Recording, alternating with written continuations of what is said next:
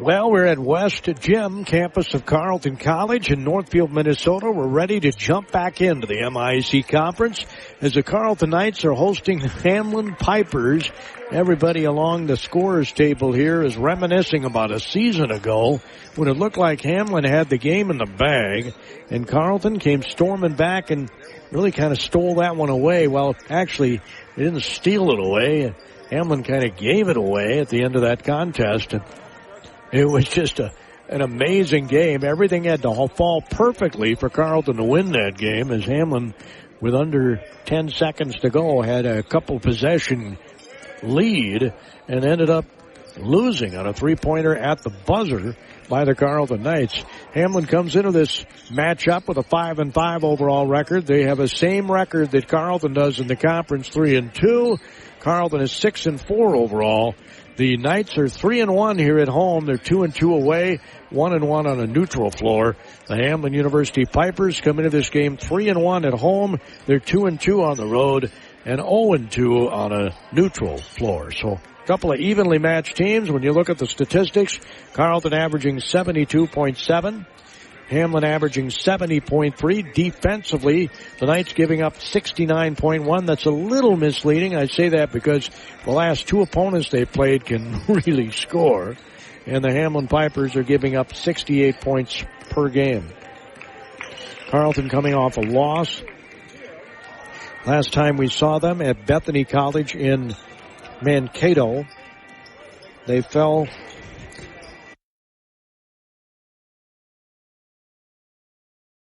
87-71. They won 87-81 over the University Northwestern St. Paul in this gym on the 13th of December. That was our last home game. And 2 days later, they traveled to Mankato and lost right before the holiday break, 87-71. Luke Harris, the junior from Piedmont, California, the point guard of the Carleton Knights, is just 50 points away from 1,000. We, of course, don't wish any injuries on him. Barring that, he will get to that 1,000 points in the not-too-distant future. At this point, he is second in the league in scoring, averaging 21.5 points per game. He's second in assists. He's first in steals per game. He's fourth in assists-to-turnover ratio. He is seventh in rebounds. Very good rebounding guard. His 7.44 free throw percentage is 12th in the MIAC Conference. Matt Banavets ranks number one in free throw percentage. Has got to get him there more. 93% on the season at the free throw line. He's third in steals per game. Is fourth in three-pointers made per game. He's sixth in rebounds. He's ninth in points. He's 10th in three-point field goal percentage, and he's tied for 15th in blocks. Alex Gibbons ranks 10th in steals. He's 15th in blocks. He's 19th in three-point field goals made per game. Spencer Getz ranks 5th in rebounds per game. He's 12th in assists. He's 9th in steals. Luke Harris, we already mentioned him. Sam Colning, the freshman, is 4th in blocks per game. He's 10th in field goal percentage at 52%. He's 17th in steals, and he's 25th in rebounds. Carleton right now averaging just over 9 turnovers a game. That's the 4th best in terms of not turning the ball over, right, in the country in Division III this season. The top 4, they're ranked fourth fewest for turnovers. The Hamline Pipers come into this game, let's see here, turnovers, they have 111. They're a minus 20 in the turnover ratio. Carleton is a minus 36. In other words, their opponent has turned the ball over 36 more times than they have. One of the reasons why they've been successful here in the early going. So we're anticipating a really good game here tonight. Brought to us by Amesbury Truth, Carleton College, Federated Mutual Insurance. Also makes our Carleton broadcasts possible here on the mighty 920 on the AM dial, 97.9 FM in the Northfield area. Should be able to pick us up, 97.9 FM, and of course worldwide via streaming over the internet at KDHLradio.com on our free KDHL app. If you do not have that yet, download it. It's absolutely free wherever you get your apps. And you want to put it on all your mobile devices so you have it at your disposal wherever you are. You can listen to any Carleton game if you're in Florida or if you're in Europe or if you're in Japan or if you're, well, it might even be on Mars. Carleton ranks number 1 among baccalaureate colleges in the number of alumni who have gone on to earn academic doctorates since 2007. Approximately 57% of all alums go on to graduate school within 5 years of graduation, and 21% of alumni go directly to graduate school in the fall after their graduation. It's another reason why Carleton develops lifelong learners. Every part counts at Amesbury Truth, and the most important one is the part you'll play when you join their team. As the leading provider of window and door products in North America, Amesbury Truth has a part for you. Right now, they're hiring, and those positions come with competitive wages, benefits, and plenty of opportunities too, so you never stop growing. Isn't it time you open the door to a career at Amesbury Truth? Get details and apply online at atcareers.com or amesburytruth.com/careers.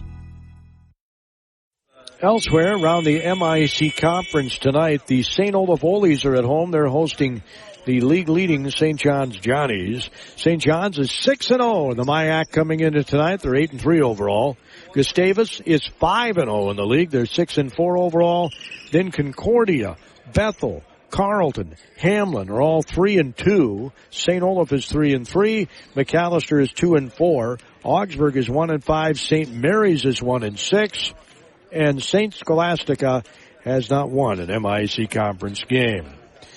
As I said, tonight St. Olaf is hosting St. John's across the river here. St. Mary's in Winona has Augsburg coming to their place. Those are 7 o'clock starts. 7:30 tonight. So I'm guessing they're ladies, gentlemen doubleheaders. Bethel is at St. Scholastica. And at 7:45 tonight, Concordia is at Gustavus Adolphus. Both teams have gone down to their respective locker rooms before they come back up, getting final instructions in this one. Saturday will be at Concordia in Moorhead. Cobbers started the season on fire. Remember, they started the year 5-0. They're now 7-2, and they're 3-2, just like Carleton is in MIC conference play. But obviously a much improved Concordia Cobber team, and they're always tough to beat up there. So we're looking forward to heading up there. A 3 o'clock tip-off will get underway about 2:45 here on KDHL. And again, if you're listening anywhere in the world, you can get our free KDHL app downloaded on your favorite mobile device and tune in that way. On Saturday, this Hamline team is at home against Augsburg. These are all 3 o'clock starts. St. John's is at St. Scholastica. Bethel's at Gustavus Adolphus. And McAllister is at St. Mary's. Next Wednesday, the Carleton Knights travel to McAllister. We get underway about 6:45 next Wednesday. St. Mary's is at Gustavus on the 10th of January. St. John's at Bethel. St. Scholastica at Hamline. And St. Olaf entertains Concordia on January the 10th. And if I'm not mistaken, I'm going to look on the schedule, and I'm not going to say what I was going to say until I look at the schedule, because I don't want to be wrong. Yep, I'm right. I'm right. Next Saturday, we'll be making a long trip again, going to Winona for a St. Mary's game. So it's Concordia this weekend. Next weekend, it's St. Mary's. And then on the 27th, the college is St. Scholastica. The 3 long road trips, all in the middle of winter in January, when weather can be kind of iffy, if you know what I mean, here in Minnesota. We have not had, well, we got a little dusting, I guess. We got about an inch of snow, at least where I live in Faribault, Minnesota. I don't think Northfield got quite as much as we did. Around New Year's Eve is when we got that inch. We had some freezing drizzle. Actually, I was in Northfield on New Year's Eve, and it was kind of an interesting drive home. There was freezing rain going on. So there has been some winter weather, but not much. It was a brown Christmas here. The one time I want white, it's at Christmas, but, you don't always get what you want. Hamline's back on the floor. Warming up on the hoop to my right. The Carleton Knights will be warming up on the hoop to my left. The awesome Carleton logo is at midcourt. The shield of the helmet is in gold. And there's blue. It says NCAA on each of the sidelines. The NCAA logo. It says Carleton on the end line of the basket that Carleton's going toward here in the first half. And it says Knights on the floor on the end line. Both of the mats are Carleton in gold on the blue mats. Maize and blue, of course. I shouldn't say gold, it's maize. Maize and blue are the school colors of the Carleton Knights. They're in their home whites tonight, while Hamline is in their road dark uniforms. Maroon and black.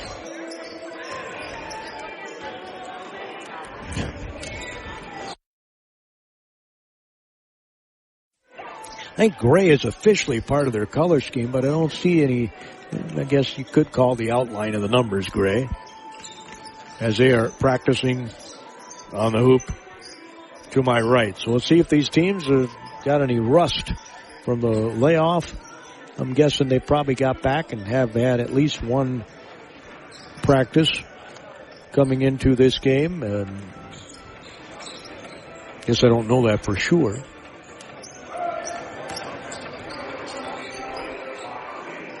Again, Luke Harris in 59 games has scored 950 points. That's pretty efficient.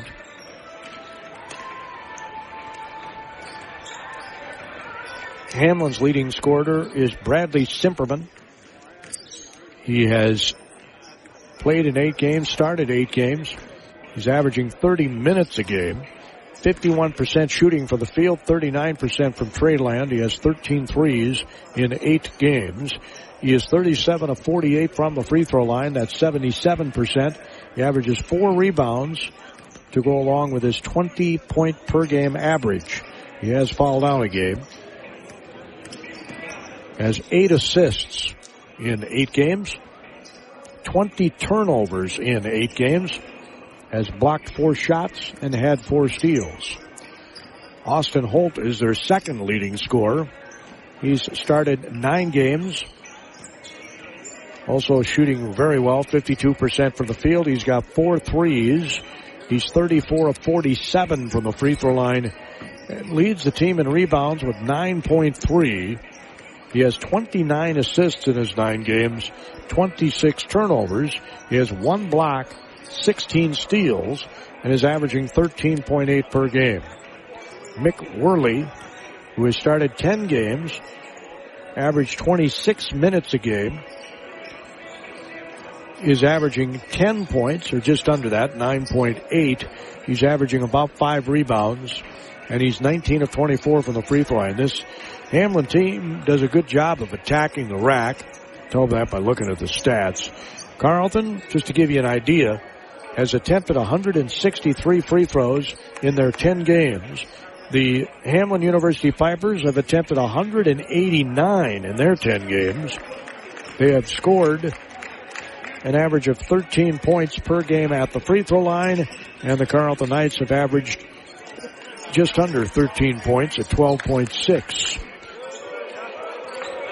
Carleton has traditionally been very good at not fouling a lot. Always been among the nation's leaders in that category. And you always see 2 or 3 teams out of the MIAC conference that end up in that statistic, right? Of not fouling. As both teams are lining up here, getting ready for the national anthem.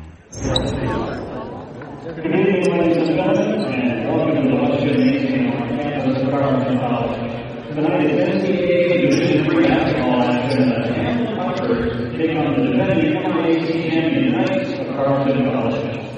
The MIAC and the NCAA encourage and promote good sport-like behavior by student athletes, coaches, and spectators. We request your cooperation by supporting participants and officials in a positive manner.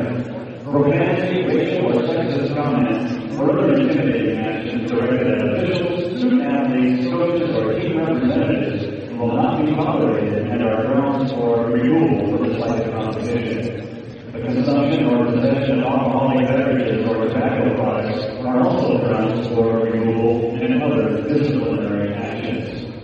The MIAC and the NCAA also believe in and are committed to diversity, inclusion, and equity among student athletes, coaches, and administrators. The MIAC and Carleton College acknowledge that the American experience has not been the same for everyone under the flag. Therefore, as the colors are presented, we continue to fight for equity, anti-racism, and justice for all. Carleton College and its athletic programs fully support their individual freedom of self-expression as we play the national anthem.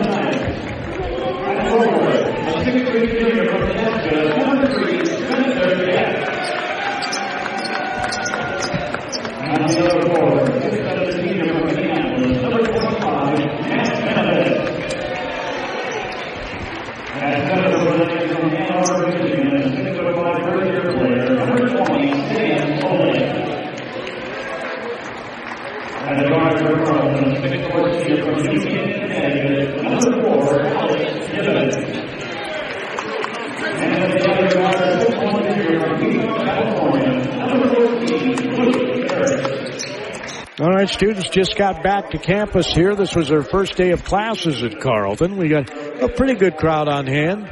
Students still filing in. As the Hamline Pipers and the Carleton Knights get ready to do battle. Austin Holt is at the center circle. He is a 6'6" junior from Highlands Ranch, Colorado. And they've been having the freshman Coling jumping here. We'll see if that continues. It looks like that's going to continue for Carleton. Sam Coling, the freshman.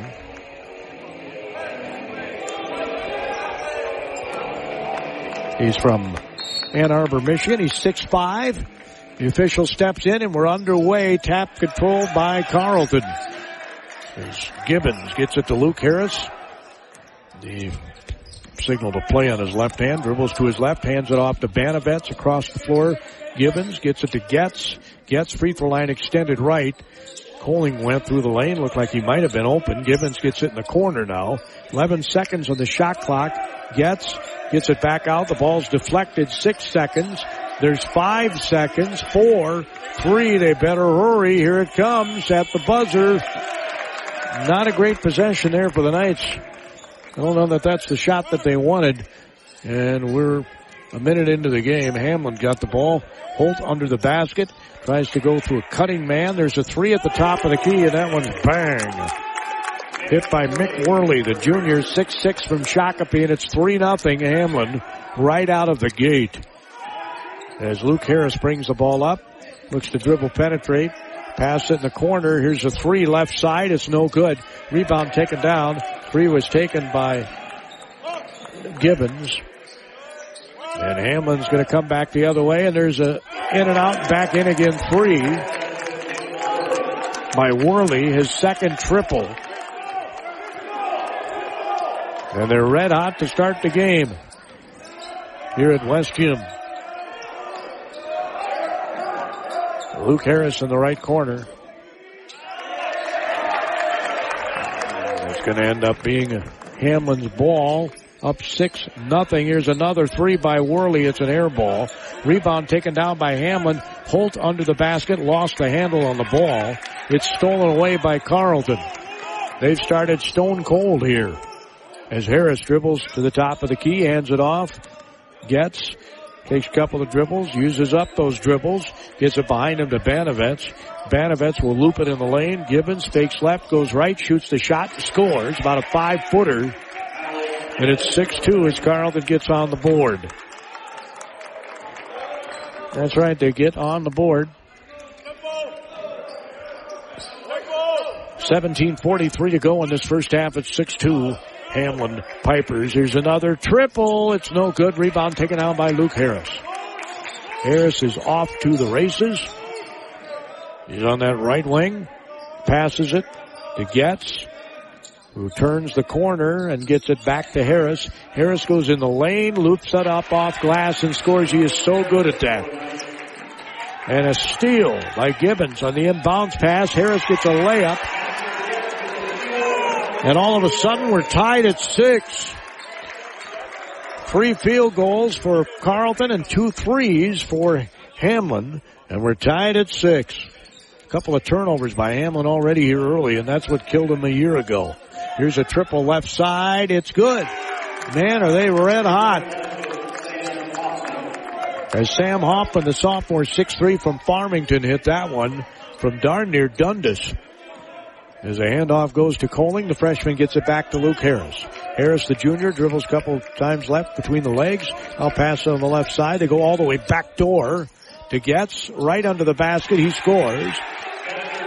Good awareness that time. Nice assist, and it's 9-8 Pipers, thanks to their 3 triples. They have been red hot from 3-point range. Holt traveled. They didn't call it. He goes down the lane. The ball's blocked by Coling, and Harris is going to come back the other way. Harris brings it across midcourt. Goes to that right corner. Bounces it to Banovets, sort of on the block. He's kind of been pushed off of it. Banovets wants to get his way to the bat. Oh, nice move by Banovets. Got the man back down and just a little right-handed shot off glass. Carleton has their first lead, 10-9 at 15:52. As the Hamline Pipers continue to run their offense, which obviously consists of a lot of threes here early. That's all they've had. 3 threes. And they're looking to open one up right now. There's another one. It's no good. Rebound taken down by Banovets. You know the old saying, you live by the 3, you die by the 3. As Harris brings the ball up, right wing, up the sideline. He'll pass it to Getz. Back to Harris. Harris at the, and a nice pass by Harris, and another terrific pass by Getz. Terrific passing by Carleton. That was awesome. Absolutely awesome. There were 2 terrific passes there. Harris to Getz, and just an outstanding pass. As good balance here by Carleton to start. 4 points for Harris, 2 for Banovets, 2 for Gibbons, and 2 for Getz. Just terrific ball movement there. 12-9, Carleton leads it. 15-17 to go as Coach Hayes took a timeout. Was Jim a longtime assistant under Guy Cullen here for many years? I think it was 9 years that he was here at Carleton. Just a great guy. I was so happy that he got that head job at Hamline, which is where he went to school. He's from Rochester. I think he went to Mayo High School, if I remember right. Played on some good teams there. And he is in his 11th season at Hamline. Boy, it doesn't seem like it's been that long. Pass goes in the lane. Holt goes, reverse layup, missed it. Foul's going to be called, I think, on Coling. Yep. No, it's not going to be on Coling. They called the foul on Chuck Sweat, who had checked in during the timeout. Chuck is a 6'4" senior from Glencoe, Illinois.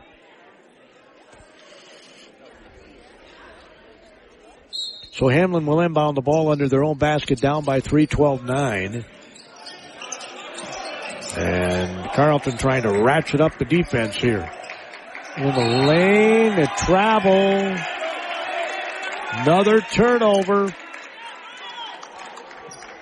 It's Hamline's Daniel McCarroll. He's a junior, 6'3" from Stillwater. Went to St. Croix Prep. Traveled.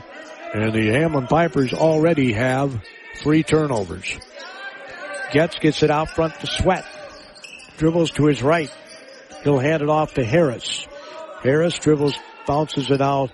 Top of the key. It's there's 7 seconds on the shot clock. Harris is dribbling, 4 seconds, 3, gets in the lane, tries to throw up a shot, gets his miss, goes back up, and they say there's a shot clock violation.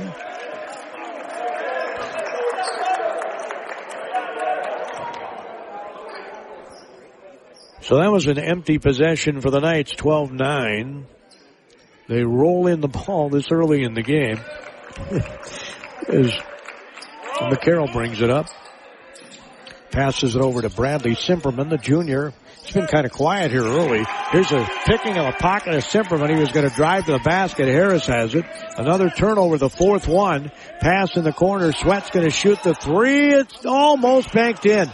Rebound put back up. It's no good. Miles Fritsch, point blank, couldn't get it to go down. Still 12-9 Carleton. Bounce pass to Simperman. Wants to bully his way to the basket. Throws up the shot. Comes up short. Rebound taken down by Harris. Harris with a left-handed, right-handed waist-high dribble. Brings it across midcourt. At the volleyball attack line, a little skip in his step. And we're going to have a foul away from the ball on Hamline, I think. So the foul is called on McCarroll. Banovets is going to check back in. Harris is going to have a breather. The freshman Coling is going to sit down. And in the game for the Carleton Knights is Gabriel Cummings, the 6'2" sophomore from Long Beach, California. Cummings looks, pass it underneath. They get it in the corner to Banovets for 3. Bottom of the net. A swish for Banovets. It's 15-9 Carleton. They've gone on a big-time run here. They were down 9-6 at one point. Actually, they're down 6-0 at one point. Going in the lane, pass comes top of the key. Here's a triple, and it's good. Another triple by Worley. That's his 3rd one, and it's 15-12.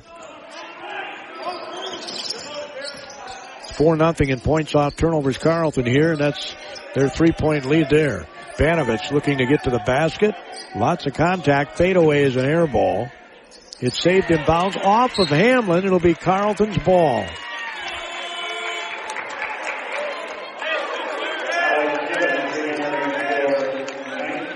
And I think they called a foul to add insult to injury there for Hamline. Sam Hoffman gets called for a foul, the young man from Farmington. 15-12 is their score. Carleton leads it. Cummings swings it over to Gibbons. Top of the key, it's Banovets. Swings it over to Fritsch. Fritsch back top of the key to Cummings. Dribbles to his right. They hedge out on him. Banovets was open there for an instant. Fritsch going to dribble to his right. 7 seconds, 6 seconds on the shot clock. Sweat straight on 3, no good. Rebound back tapped, and I think they're going to call a foul on Carleton. Boy, I don't know about that.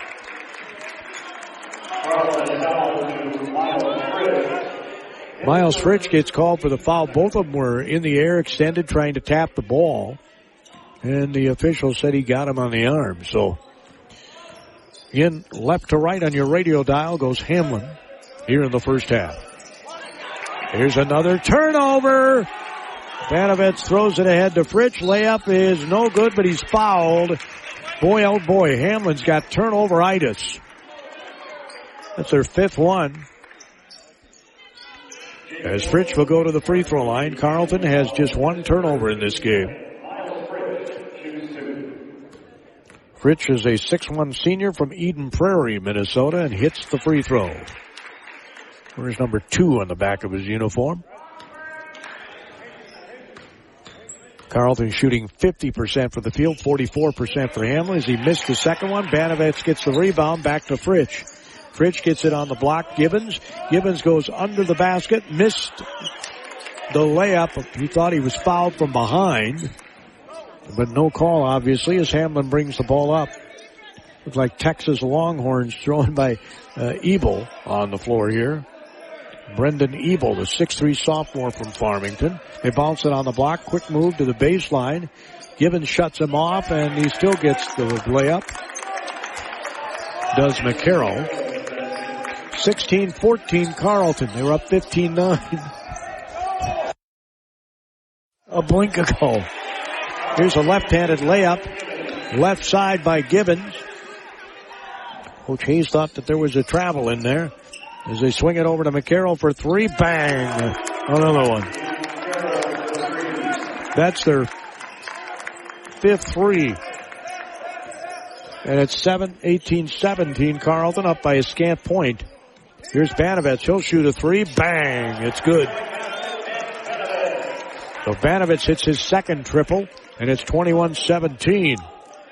As Holt's getting ready to check back in here for the Hamline Pipers. Handoff goes to McCarroll. Gonna drive.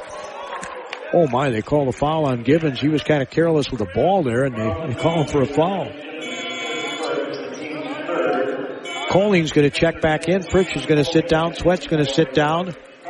Getz is back in. 10 minutes, 57 seconds to go till halftime. Carleton leads at 21-17. They were down 6-0 early. Pass.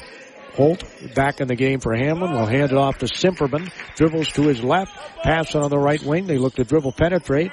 And the layup is good. As scoring was Ebel.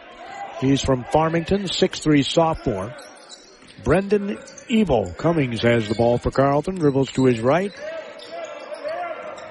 He's still dribbling. Gets it out front to Colling. Colling dribbles to his right, switches to the left, gets it out front now to Getz, back to Colling, fakes the 3, gets it on the wing. Now they have it to Getz, 6 seconds on the shot clock. Getz has to kind of force up a shot and makes it from about 8 feet. 23-19. That was a good shot considering the shot clock was winding down. Ebel gets it to Holt. Holt swings it on the right side. They get it back top of the key now. Now Holt is going to dribble to his left, get it on the left corner. They get it back to Holt. Little give and go action. He scoops it up and misses. Rebound taken down by Banovets. Over to Cummings. Cummings up the far sideline with a left-handed waist-high dribble. Passes it in the right corner to Gibbons. Back to Cummings at the volleyball attack line. He'll swing it to Getz. Turns to face the basket. He'll take a dribble. Nice bounce pass to Cummings. Missed the layup. The ball was blocked. It's 23-19. Holtz comes flying down the lane and gets a layup. And they call a foul, too. Foul's going to be on Getz. Luke Harris is going to check back in. Cummings is going to have a seat.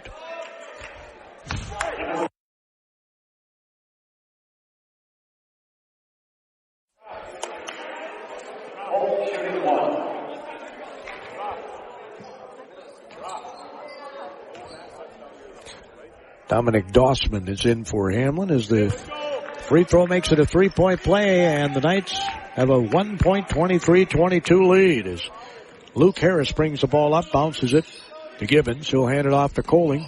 Colling goes toward the basket, had the ball knocked away. He'll do the reverse layup and score after the ball got knocked away. 25-22 Carleton. Dribbling the ball up the floor there for Hamline was Raul Vida. He's a freshman, 6 feet, from Maple Grove, Minnesota. Holt, one dribble, hands it off. Reversing course is Simperman. They've done a nice job on him here early. He's their leading scorer, and he has not done much. They lob it on the block to Holt. He gets it underneath. Missed the layup. Oh, my. All kinds of contact. As they were going for the ball, that was an awfully late whistle. As Dominic Dawsman gets called for the foul. It's 25-22 Carleton. Key difference has been turnovers here. And points in the paint. Carleton has 14 points in the paint. Of course, Hamline's been shooting triples. 25-22. Luke Harris swings it to Gibbons on the left wing. Gets it to Getz at the free throw line. He'll shoot the shot from the free throw line. Misses it. Tried to get his own rebound, but missed it. Coming flying up the floor is Hamline. They can tie it with a three. Simperman dribbles down the lane, shoots it up, no good. Rebound, tipped around. Banovets grabs it with both those hands. I love it. Gets it over to Luke Harris. Harris across midcourt, in the corner to Getz. Back to Harris. Takes the three, dribbles baseline, goes up, scores! Oh, they're going to say he didn't score. They say the foul happened before the shot. Foul's going to be on Raul Vidia. Or Vidia. Pass goes into Harris under the basket. Layup. He's so good around the basket. 27-22. And Luke Harris now with 6 points. Here's a shot from three. It's no good. Rebound taken down by Getz. And again, they had two hands above, and it's a turnover. Getz tried to get it to Harris. And Getz, with those quick hands, gets it right back. Another turnover for the Hamline Pipers. They're sitting at 6 or 7. Coling goes in the lane, off glass, missed it. Rebound put back up and in by Getz on the other side. And Carleton is up by 7. 29-22. It's 7.5 minutes to go in the half. Just very efficient on offense. They're shooting 52%, 47% for Hamline. Here's another three by the Pipers, keeping them in the game. As the three is keeping them in the game, Hoffman gets that triple, and it's a 4-point game, 29-25. Approaching 7 minutes to go in the half. Coling has the ball, swings it on the left wing to get it into Getz on the baseline. Left side of the hoop. Getz takes a few dribbles, now goes back to his left. He goes to Harris in the far corner. Harris loses the defender, shoots from 18 and swishes it. Coach Kershaw is going to take the time out here. Sweat and Cummings are going to check in. 6:49 to go here in the first half. Back up to a 6-point lead. Carleton up on Hamline 31-25 here at Carleton College in Northfield, Federated Minnesota. Mutual Insurance Company is hiring in Owatonna and Mankato. Federated Insurance offers full training, competitive pay and benefits, plenty of room for growth, and an unmatched company culture. We are seeking talented professionals who are comfortable working with multiple computer systems and who have a strong attention to detail. No insurance experience is required. Join a company that values hard work and continues to thrive and grow. Learn more and apply now at federatedinsurance.com. Cody Kosfeld here at the KDHL Sports Microphone. We're in West Gym on the campus of Carleton College in Northfield, Minnesota. Tomorrow night we'll have boys hockey. The Faribault Falcons hosting the Albert Lee Tigers. We'll get underway about 7:15 drop of the puck. I think that's what I read. It's either 7:15 or 7. I think it's 7:15 drop of the puck. Friday night, we have boys basketball, Kenyon Wanamingo at New Richland, Heartland, Ellendale, Geneva. And then on Saturday afternoon, we'll be in Moorhead as the Hamline Pipers, the Carleton Knights, take on the Concordia Cobbers. That's on Saturday afternoon up in Cobber Country, right on the North Dakota border. 3 o'clock tip-off. We'll get underway about 2:45 with our pregame. As Hamline will bring the ball up. On the floor for Carleton are Fritsch, Banovets, Cummings, Sweat, and Harris. As Hamline They've really done a nice job on this. Simperman, the leading scorer for the Hamline Pipers, here early. McCarroll will bounce it off glass. And it's 31-27. He was on the left side of the hoop and just did a one-on-one move. Rich gets it over to Cummings. Harris swings it to Banovets. He'll bounce it on the baseline. A reverse layup is good by Sweat. Great execution on offense. Continues. 33-27. I love the ball movement here by Carleton. Remember they said before the break they haven't quite hit their stride offensively, and I'm sure Coach Kershaw likes what he sees here in this game so far, is trying to dribble all the way down. They say it was touched by Hamline as Harris wanted to go down the lane. Holt is back in the game, and also checking in for the Hamline University Pipers is Jake Veldman. He's in his 5th year. He's a 6'1" wing from Prior Lake, Minnesota. Here's a Banovets 18-footer. It rims off. Rebound high in the air to get that one was Veldman.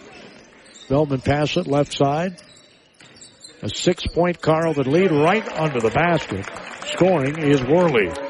No three-pointer there. He took it right to the rim. And it's a 4-point Carleton lead with 5.5 minutes to go. Coach Hayes has to be happy that he's even in this with all the turnovers they've had. 7 of them. Carleton's had 2. Sweat. Left side, Cummings. Passes at top of the key. Fritsch will take a long 3. It's in and out, no good. Rebound taken down by Hamline. I don't think that's the shot they wanted. The ball's poked away as the Piper was driving. Number 8 turnover. Harris brings the ball back up in the lane, does a spin, throws it up to Sweat, who scores off glass. That was an awesome play, again, by Cool Hand Luke. It's 35-29. Holt got ahead of steam there for a second, gets it over to McCarroll. He'll bounce it back to Holt right on the basket. It's blocked by Banovets, but he fouled him in the process. No basket. Banovets did the gentlemanly thing and held him up. As Simperman getting ready to check back in. With 4 minutes and 44 seconds to go in this first half, it's 35-29. Carleton, as Holt is at the free throw line. Austin is a 6'6" junior from Highlands Ranch, Colorado, and he swishes the free throw. Simperman averages just under 20 a game. And he is 0 for 3 from the field. He's only taken 3 shots, and he's their leading scorer. As Holt swishes both free throws, and it's back to a 4-point lead for Carleton. Hamline hanging around there. Points in the paint, 22-10 in favor of Carleton. Pass goes to Harris. He's in the paint. Kicks in the corner. Banovets. Back to Harris on the left wing outside the 3-point line. He'll dribble to his right. He goes to his left. Looks, passes it over. 10 seconds on the shot clock as Coling dribbles in the lane. He'll get on the left wing to Banovets. There's 5 seconds on the shot clock as Gibbons does a fadeaway and misses. Rebound taken down by Austin Holt. They can cut into the 4-point lead. McCarroll thought about a 3, doesn't take it, goes right down the lane, dumps it off underneath. Layup is missed. There was contact, no call, as Banovets gets it to Harris. Harris comes in the lane, drops it off his foot, but gets it back to Gibbons. Gibbons dribbles to his right. He'll bounce it behind him to Banovets for 3. Oh, it's partway down and popped out. 35-31. Man, that was partway down. McCarroll. Between the legs dribble, gets it back top of the key. They swing it on the left side. We got an offensive foul on Hamline. Coach Hayes asking for an explanation.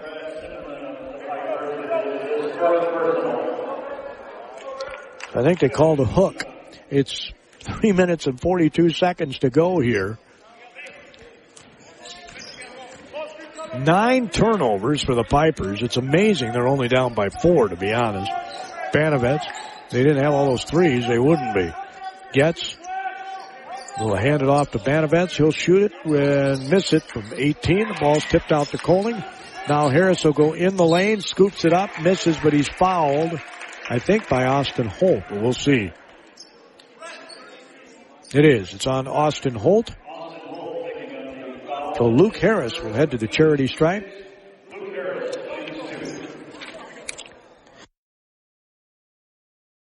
74% on the season. And he missed it. Carleton, an excellent free throw shooting team at 77% as a team. That's outstanding. And Hamline is a 69, almost 70% free throw shooting team. His second free throw is no good too. Wow, you don't see that very often. Luke Harris missed both free throws. So the lead is still 4 as we're approaching 3 minutes to go in this half.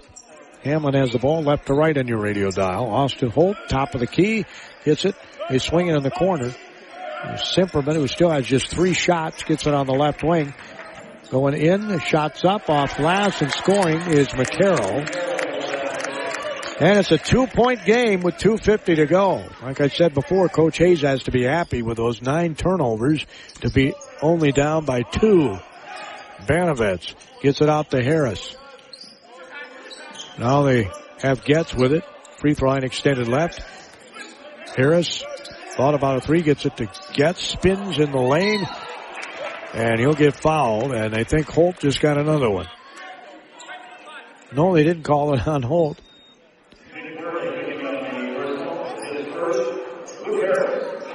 They called it on Worley. So Luke Harris back at the free throw line. Missed it.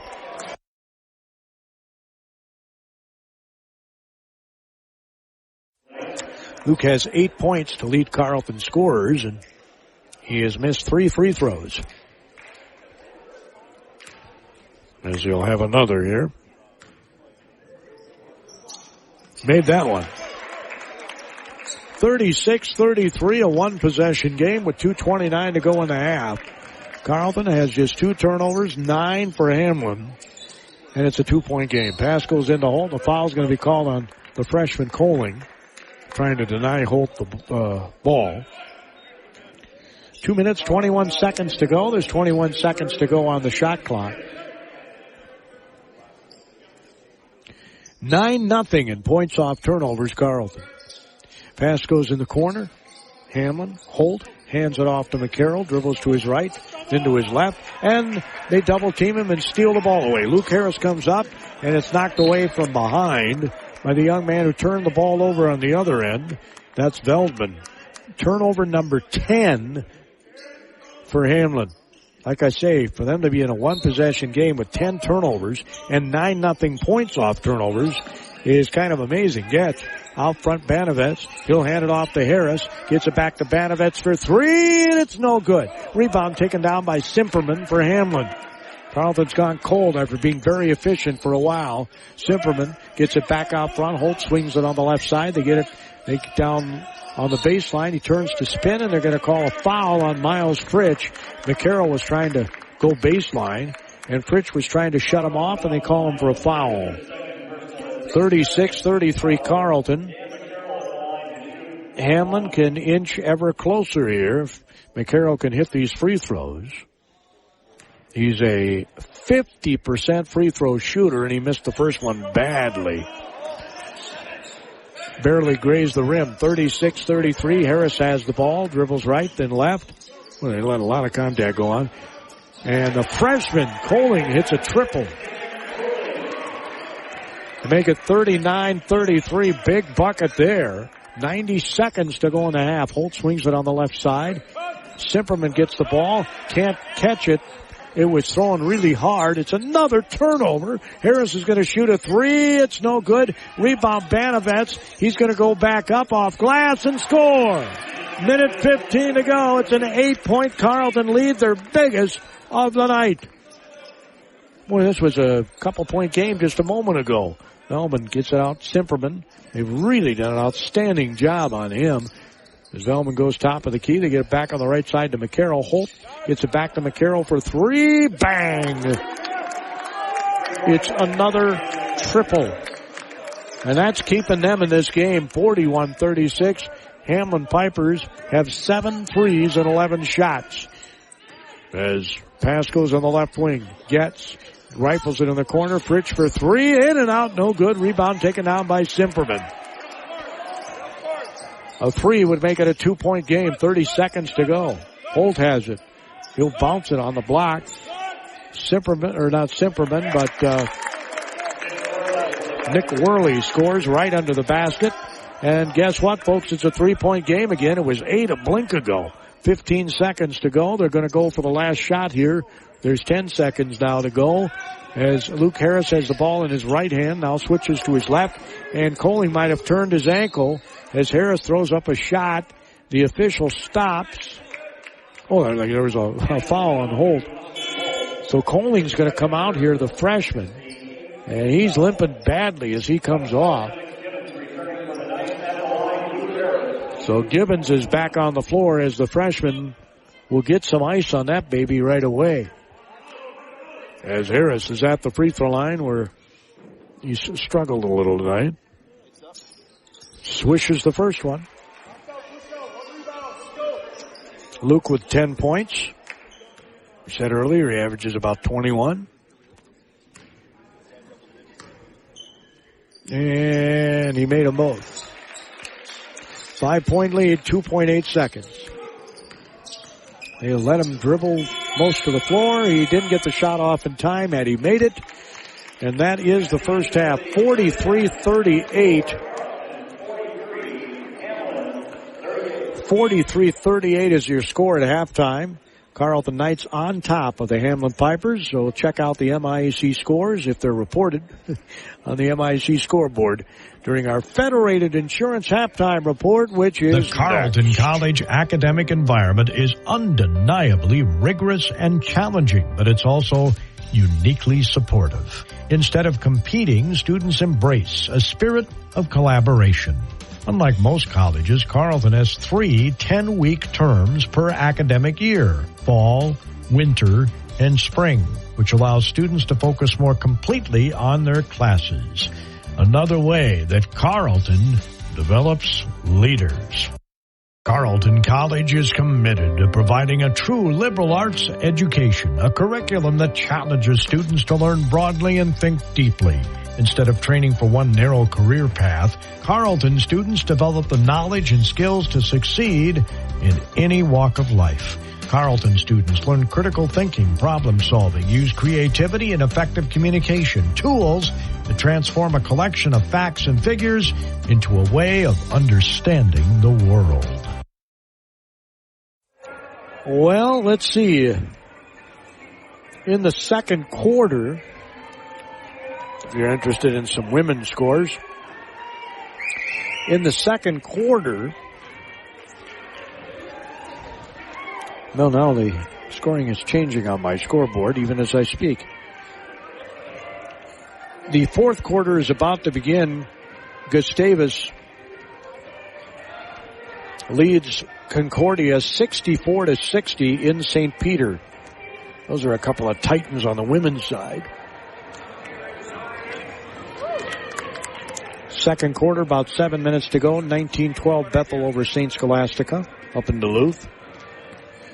Augsburg in men's basketball has a 35-30 lead at the half. Over the St. Mary's University Cardinals. That game's being played in Winona. Here, of course, Carleton leads Hamline 43-38. We'll go over the stats in a moment. First half is in the books over at St. Olaf. The Olies at home are trailing St. John's 49-31. Yeah, those Johnnies are really good.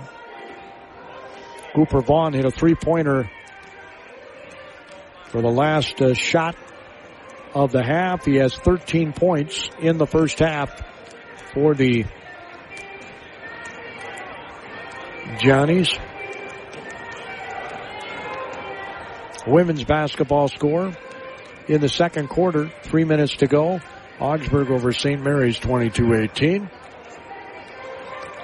St. Catherine up on McAllister 24-21 with a minute and 10 seconds to go in the first half. It's a final. Gustavus defeats Concordia in women's basketball tonight, 64-60. Sounds like a good game.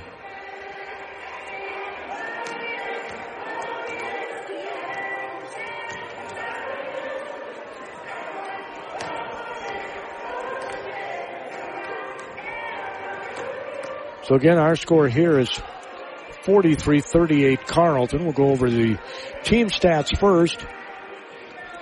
Carleton is shooting here at the half 47%, 58% for Hamline. Yeah, they're blistering the nets. They're 7 of 11.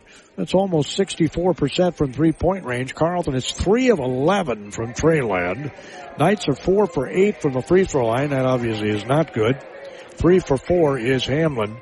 So the Pipers got to feel fortunate to be down only by 5 with all the turnovers they've had. And Carleton's been able to cash in on a number of these turnovers. Points off turnovers, 11-0 Carleton. Points in the paint, 24-14 Carleton. Second chance points, Carleton 6, Hamline 0. Fast breaks, each team has 3 points. Bench, Hamline 12, Carleton 5. Concern here is on Sam Coling, the freshman for Carleton. He went out and he was not walking very well. He was very ginger on that ankle. As Carleton leads it 43-38 here at the half.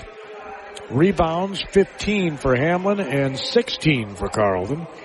Carleton has 7 offensive rebounds. Hamline has 1. Of course, when you're shooting lights out like they are, you don't get a lot of opportunities for offensive rebounds. 8 fouls were called on Hamline. 7 fouls were called on Carleton in the first half. Carleton had 8 assists, 5 for Hamline. Turnovers 11 by the Pipers, 2 by the Knights. Steals 9 by Carleton, 1 by Hamline.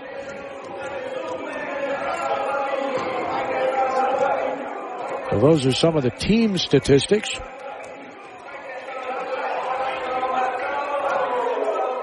We'll take a look at some individual statistics when we return during our Federated Insurance Halftime Report. The Carleton Knights here at home in Northfield, leading the Hamline Pipers 43-30. Carleton College's faculty members are highly respected scholars, researchers, and practitioners in their field. But above all, their first priority is teaching. Every course at Carleton is taught by a professor, not a teaching assistant, and classes small enough to offer individual attention for students.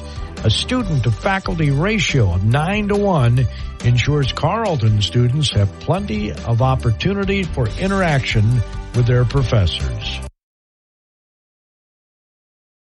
Carleton ranks number 1 among baccalaureate colleges in the number of alumni who have gone on to earn academic doctorates since 2007. Approximately 57% of all alums go on to graduate school within 5 years of graduation, and 21% of alumni go directly to graduate school in the fall after their graduation. It's another reason why Carleton develops lifelong learners.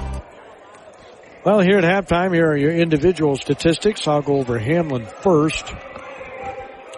The Hamline Pipers in the first half were led by Mick Worley. He's got 13 points. He's 3 of 5 from Treyland. He's 5 for 8 from the field. Has 2 assists and 4 rebounds. Played just over 17 minutes. Daniel McCarroll has 12 points off the bench. He does not have any rebounds, nor does he have any assists. He played 12 minutes and 30 seconds. Austin Holt has 5 points, 4 rebounds, and 2 assists in 15 minutes. Sam Hoffman's 2 for 2 from Treyland for 6 points. He has 3 rebounds in 9 minutes and 47 seconds. McCarroll was 2 for 2 from Treyland. Already told you Worley was 3 for 5. Bradley Simperman, their leading scorer, was 0 for 3 from the field. He was 0 for 1 from three-point range. He had no points, 2 rebounds. And so if you're Coach Hayes right now, you're going, our leading scorer did not score in the first half, and we're still within 5. We had 10 turnovers and gave up double-digit points off those turnovers, and we're still only down by 5. We're shooting lights out. 64% almost from three-point range, 7 of 11. And from the field, they are 58.3%, 14 of 24. The Carleton Knights, as I said before, are 3 for 11 from three-point range in their home gym, and they're 4 for 8 from the free throw line. We come into this game an excellent free throw shooting team at 77%. 4 for 8. You know, if you get a couple more of those, obviously it's a bigger than 5-point lead. Biggest lead by Carleton was 8. The best scoring run in the first half was by Carleton at 9. Hamline's biggest lead was 6. They're up 9. Well, they're up 6-0 early. And their best scoring run is 6 as well. We'll go over the Carleton Knight individual statistics. The Carleton College academic environment is undeniably rigorous and challenging, but it's also uniquely supportive. Instead of competing, students embrace a spirit of collaboration. Unlike most colleges, Carleton has 3 10-week terms per academic year: fall, winter, and spring, which allows students to focus more completely on their classes. Another way that Carleton develops leaders.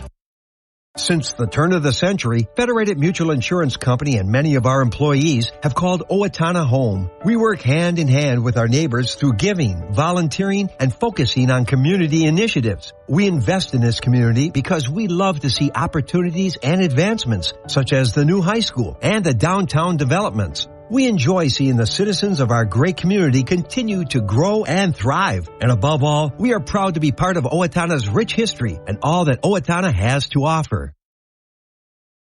Carleton College is committed to providing a true liberal arts education, a curriculum that challenges students to learn broadly and think deeply. Instead of training for one narrow career path, Carleton students develop the knowledge and skills to succeed in any walk of life. Carleton students learn critical thinking, problem solving, use creativity and effective communication, tools that transform a collection of facts and figures into a way of understanding the world. Well, let's take a look at those Carleton individual statistics in the first half. Leading the way is Luke Harris. He has 11 points, 2 rebounds, and they say 1 assist in 15 minutes and 47 seconds of action. He was 4 of 7 from the field. 3 of 6 from the free throw line, over 1 from Treyland. Matt Banovets has 10 points, hit 2 triples in 4 attempts. He's 4 of 9 from the field. 6 rebounds, 1 assist, 18 minutes and 24 seconds. 7 points for Sam Coling, the freshman, played just over 15 minutes. He went down with a sprained ankle, and he is not on the floor right now. So we'll see what they have in his stead. Been hopping around on one leg there.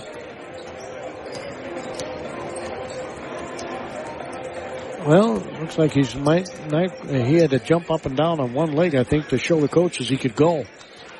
Has an ankle brace on that right ankle, and it looks like he's going to be okay. Sam Coling, that's good news for Carleton, obviously. Again, Coling played just over 15 minutes, had 7 points and 2 rebounds, 3 of 4 from the field, 1 for 1 from Treyland. Spencer Getz had 6 points, 3 rebounds, 4 assists in just over 15 and a half minutes.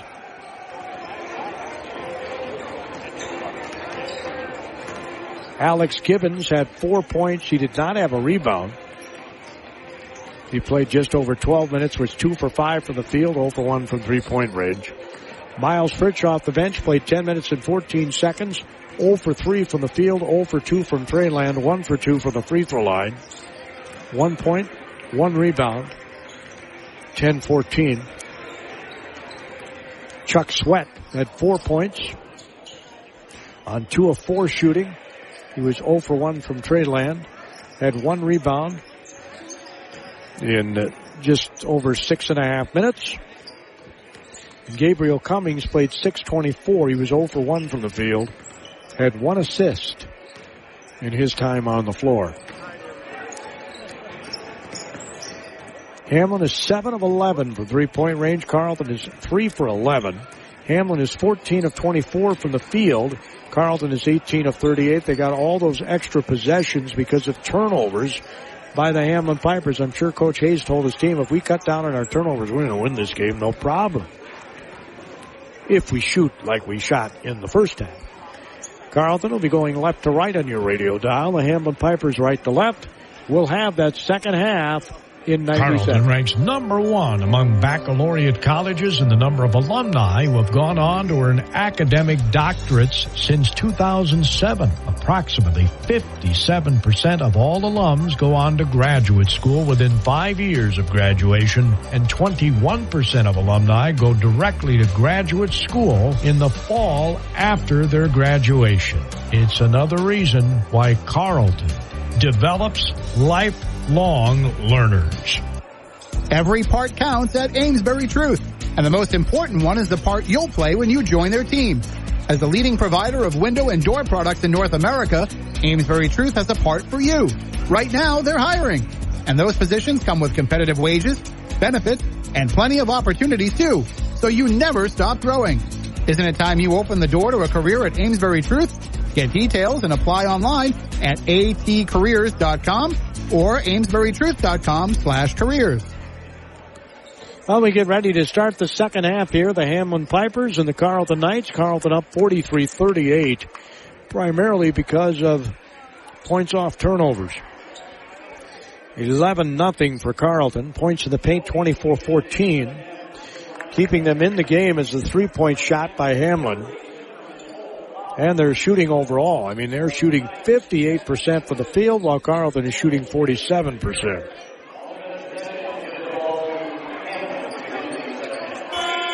Like the starters are on the floor for Hamline. Mick Worley, Bradley Simperman, Sam Hoffman, Brendan Ebel, and Austin Holt.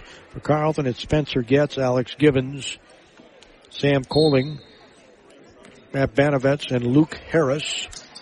As I said, Coling looks to be okay. He turned his ankle, looked like pretty badly in the first half, but he's got a brace on that right ankle. Probably still a little ginger. Reverse. Simperman misses a reverse layup. Shots up, no good. Rebound taken down by Coling. So he's able to elevate and get that. He hands it off to Harris. Right-handed waist-high dribble brings it off the Carleton logo, left to right. Coling out front. Gibbons gets it to Getz. Getz free throw line extended right. Tries to get it back to Gibbons. Knocked away, gets it back. He goes right baseline under the basket. He'll pass it to Harris. He'll swing it over to Coling. There's 7 seconds on the shot clock. There's 5 seconds on the shot clock. Gibbons is forced into a long-range jumper. It's no good. Well, they've had a lot of close calls with that shot clock. As Banovets just knocked the ball away, and it's another turnover for Hamline. Harris, Banovets, thought about a three, all kinds of contact, no foul, and Coling goes in and scores. I don't know how they couldn't call a foul on that Banovets drive to the basket. He had his arm ripped off. My, oh my. So Coling will go to the free throw line, and I guess the bum ankle's not so bum. 45-38. Man, oh man. As Coling, the freshman from Michigan, swish, completes the three-point play, and they're up to an 8-point lead. 46-38. That's been their biggest. As Hamline has another turnover, and there's now 14 points off of those. Simperman trying to get him going. Missed another layup. Rebound's taken down. He has not made a shot yet. Harris dribbles up the floor. A little skip in his step between the legs dribble. Dribbles to his left. Free throw line gets it behind him to Getz. Here's a three by Banovets. No good. Rebound taken down by Holt. Holt will get it out to his teammate Hoffman. Now Holt will shoot the three. It's no good. Rebound taken down by Banovets. Let's see if they can extend this 8-point lead with 18 minutes to go in the game. Harris passes it to Getz. Stops in the lane, shoots, comes up short. Rebound taken down by Carleton. Gibbons out to Harris. Harris goes in the lane, tried to dump it off to Banovets and turns it over. Had the right idea there. He points to himself and says, my bad. It's 46-38 Carleton. That's just their third turnover. As bringing the ball up is Ebel. He'll dribble to his left. Passes it on the left wing. There's a shot, no good from three. Rebound taken down by Holt. And I think they're going to call a foul on Gibbons. He's trying to poke the ball. No, they called it on Coling.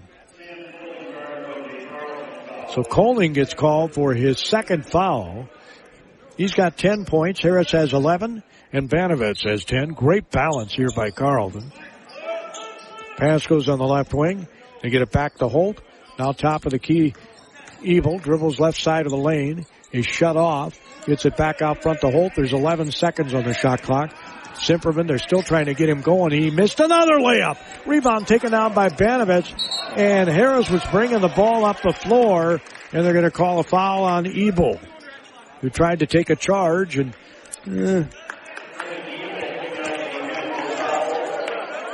it's pretty rare they'll call that when you're bringing a ball up the floor that far away from the basket. It's pretty rare that an offensive foul is called in that situation. 17:26 to go. 30 seconds on the shot clock, they say, for Carleton. They're up by 8 as Luke Harris dribbles the ball right-handed, hands it off to Banovets, top of the key. Banovets with the ball. Now to Coling, the freshman, dribbles to his right. 16 seconds on the shot clock. Gets in the lane, fakes one way, then goes the other. Dishes it out to Banovets for 3. It's no good. Rebound taken down by Hamline. Well, they passed up a layup for a 3 that time. Bounce pass. Harris almost got a steal there. As Holt has it knocked away from behind, they're going to call Gibbons for a reach-in. He did the old wraparound reach-in, which wasn't allowed at all when I was a kid. I see it all the time now. 46-38, and it is rarely called. So McCarroll will inbound it for the Hamline Pipers. With 16:51 to go in regulation. Holt, right side. They get it. Here's a 3. No good. Rebound taken on by Gibbons. Well, you knew that three-point shooting probably was not going to continue. Gibbons passed it right side to Harris. Carleton letting some precious possessions here come up empty. Here's a Coling long-range jumper. It's no good. Rebound, Banovets. Boy, I love that young man's hands. He just really is so cool, calm, and collected grabbing that rebound. As Holt almost had the ball stolen. Unnecessary dribble. Gets on the left side. Evil goes inside the lane. Up off glass. Missed. Rebound taken out by guess who? Banovets. He'll pass it over to Harris. Harris dribbles to his left. Wants to get it back to Banovets. Now Harris gets it back. He bounces it into Banovets. He gets pushed from behind. Passes it to Coling going toward the basket. The ball's turned over as Hamline brings the ball up. And a travel is called. He did do the bunny hop. Sam Hoffman did a little bunny hop when he caught the ball. 15:45 to go. It's a 10-point Carleton lead, their biggest of the night. Trying to pick up their 4th win in the MIC. So is Hamline. Both teams are 3-2 in MIAC play. As Harris hands it off to Coling, he'll swing it right side to Banovets. Banovets top of the key, gets it to Getz. Getz will dribble to his left. Now hands it off to Gibbons. Gibbons at the free throw line will get it back to Getz.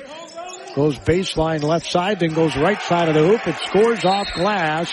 It's 50-38, and Jim Hayes says, I've seen enough. I got to make some adjustments. Carleton 50, Hamline 38. That's right. 50-38, which means Hamline has not scored at all yet. Carleton College's faculty members are highly respected scholars, researchers, and practitioners in their field. But above all, their first priority is teaching. Every course at Carleton is taught by a professor, not a teaching assistant, and classes small enough to offer individual attention for students. A student-to-faculty ratio of 9-to-1 ensures Carleton students have plenty of opportunity for interaction with their professors. 15 minutes, 22 seconds to go in regulation. It's 50-38 Carleton. They've gone on a 7-0 run to start the half. They're up 43-38 at the half. As Hamline's gone a little cold here so far, here in the second half. Simperman came into this game shooting 51% from the field. And he is 0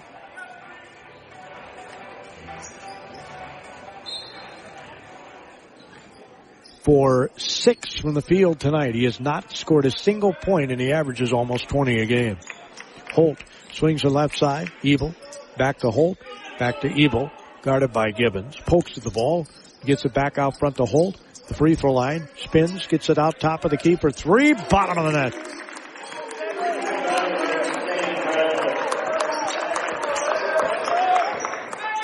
That was a set play out of the timeout. And Hamline breaks the goose egg. They had not scored prior to that this half.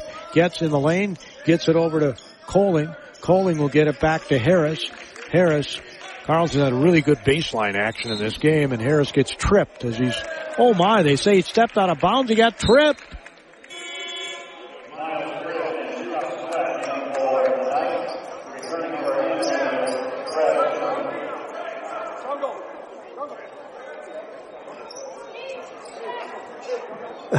Coach Kershaw can't believe it, and frankly, neither can I.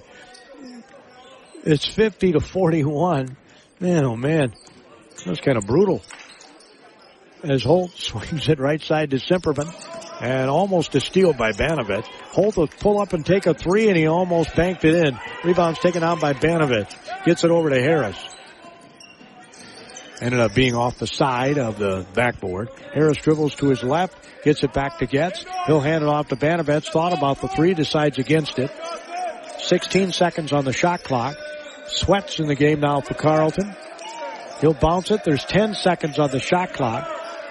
As Getz goes down the lane, fakes one way, goes the other, misses the shot. Getz ends up with a errant ball. Just comes right to him, and he puts it up out the window. It's 52-41. Sometimes it's better to be lucky than good. As Hamline trying to get back in this game, have Holt with the basketball, swings it on the right side.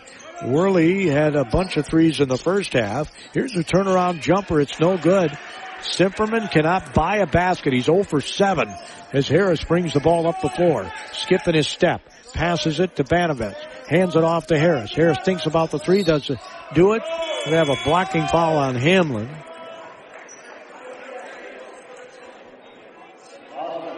It's going to be on Austin Holt checking in for the Pipers. Going to be Mick Worley. Coach Hayes did not like that last call, but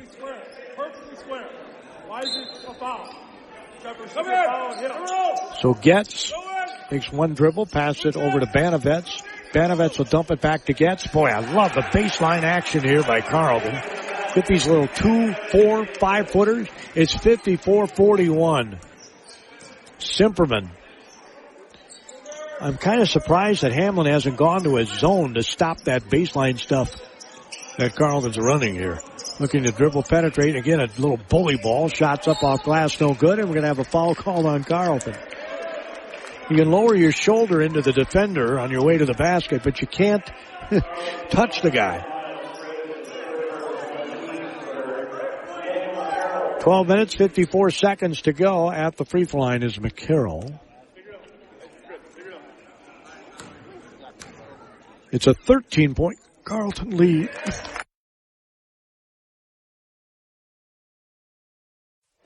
McCarroll hits the first free throw.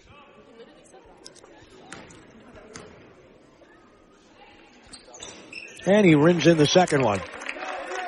54-43. It's an 11-point game. Luke Harris brings the ball up. Right-handed dribble to Fritsch. Dribbles to his left, bounces it back to Harris. Again, all kinds of contact there. Banovich has Simperman on. In the lane, he wanted to pass the ball. Somebody comes over to help out and gets elbow in the chops, but he was right in the grill of Banovich. I think it's Ebel.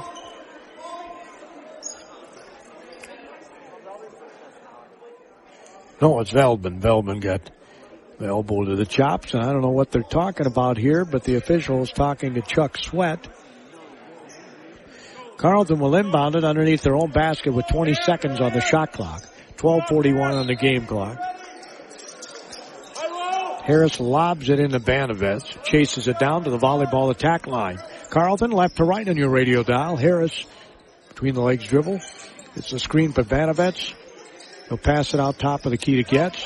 Getz, little extra pace on the dribble, and a great job of lulling him to sleep with a dribble and then kicking it into another gear. 56-43. Getz has 14 points in this game. Spencer Getz is faking right, going left as McCarroll. Pass it in the left corner. There's that young man for three again. Man, can he hit. Bradley hits the triple. He's got two of them this half. Sam Bradley's a junior, 6'6" from Minneapolis. Went to Minneapolis South. Harris weaves his way underneath. Missed the layup. Rebound taken down by Simperman. It's a 10-point game. They can get it to single digits here with 11:47 to go. That's almost another turnover. Simperman goes in the lane, throws it up. I thought he might have traveled.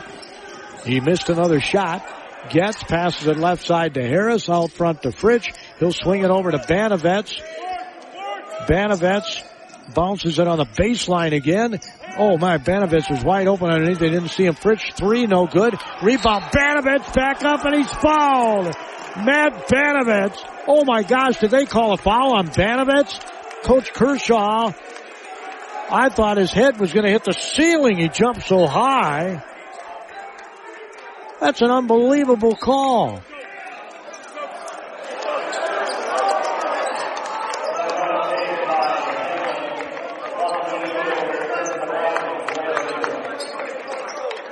Well, we got a full timeout here with 11 minutes and 20 seconds to go. The score 56-46 Carleton. As the officials are talking something over here. Banovets, I thought, did an awesome job grabbing that rebound. And we'll have to see what the decision is. The Carleton College academic environment is undeniably rigorous and challenging, but it's also uniquely supportive. Instead of competing, students embrace a spirit of collaboration. Unlike most colleges, Carleton has 3 10-week terms per academic year: fall, winter, and spring, which allows students to focus more completely on their classes. Another way that Carleton develops leaders. 11 minutes, 20 seconds to go. Carleton's up by 10.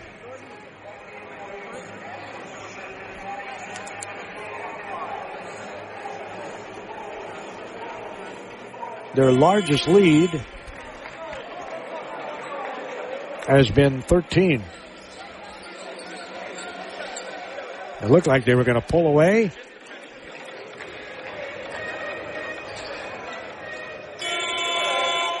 So coming out of the timeout here, Banovets will get to shoot free throws. They called a flagrant on Hamline. And the foul was called on Hamlin's Mick Worley. So Banovets' free throw is short. Of course, nobody's on the line. Used to hate this. You're the only person standing at the line. And he missed the next one. He's like, I can't believe I missed them both, but when nobody's on the line, the whole world's watching you, at least in the gym. 56-46 with 11:20 to go in regulation. Still plenty of time. As now Harris will inbound the ball. He'll lob it into Sweat. Sweat will hand it off to Gibbons. Great bounce pass underneath. Banovets layup. I love the baseline action, and Hamlin has not made an adjustment to shut that off yet. It kind of surprises me, to be honest. As Hamlin almost a steal by Banovets, but he gets called for the foul. That'll be his second. Banovets with 14. Harris with 11. Getz with 13. Pass comes in. The Hamline Pipers trying to eat into the double-digit leaders. Another three, and he hit another one. 3 triples for Hamline's Sam Bradley, the 6'6" junior from Minneapolis, and somebody better live on his arm. 58-49. It's a single-digit game. As we got a foul way out front on the Hamline Pipers. Mick Worley was trying to crowd Banovich. Coach Hayes, you can hear him yelling no fouls as Sweat dribbles to his right and hands it off to Gibbons. Out front to Banovich. One dribble now to Fritsch. Fritsch dribbles to his left. He'll lob it to Gibbons. Wants to go to the basket. All kind. Oh, right, they call the travel. There's all kinds of contact there.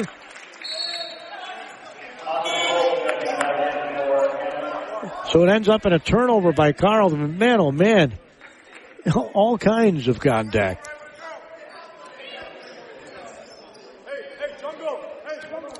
And I realize that basketball is a contact sport. I'm not saying it's not, but boy, oh boy.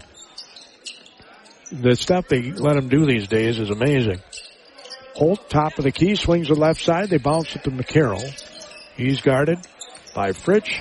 Goes in the lane, tries the other way. He misses everything. Rebound comes down to Sweat. 58-49. And neither of these coaches are very happy with the officiating here as Harris goes down the lane and they got a tie-up called. How did that get called? Harris was going down the lane. It looked to me like he had control of the ball the whole way. Coach Hayes said travel, and I thought the same thing, to be honest. And they call a tie-up, and I didn't even see how that happened. 20 seconds on the shot clock. Carleton should start using a little bit of that. And there's a turnover, and then they turn it right back over. Gibbons gets it to Harris. Harris out front to Banovich, goes down the baseline and makes the layup. 60-49. Boy, the points in the paint have been phenomenal tonight for the Carleton Knights. Man, oh man, they're just living in the paint. Out front, here's another three by Hamline. It's no good. Boy, if I were them, I'd keep giving it to the young man who can't miss a three.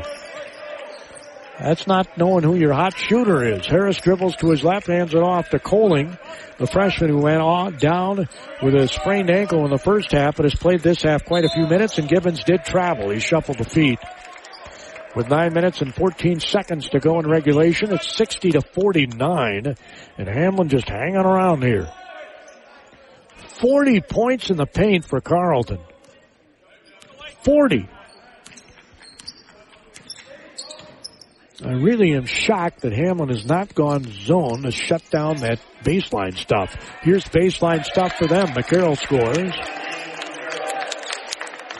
And it's 60-51, back to a single-digit game with 8:52 to go.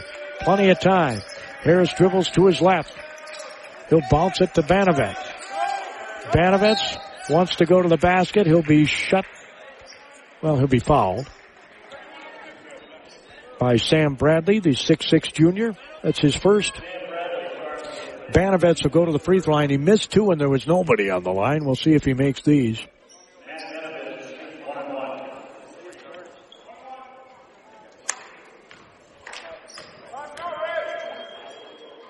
So Banovich's free throw is good.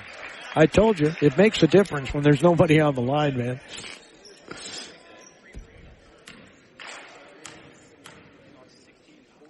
And he hit them both.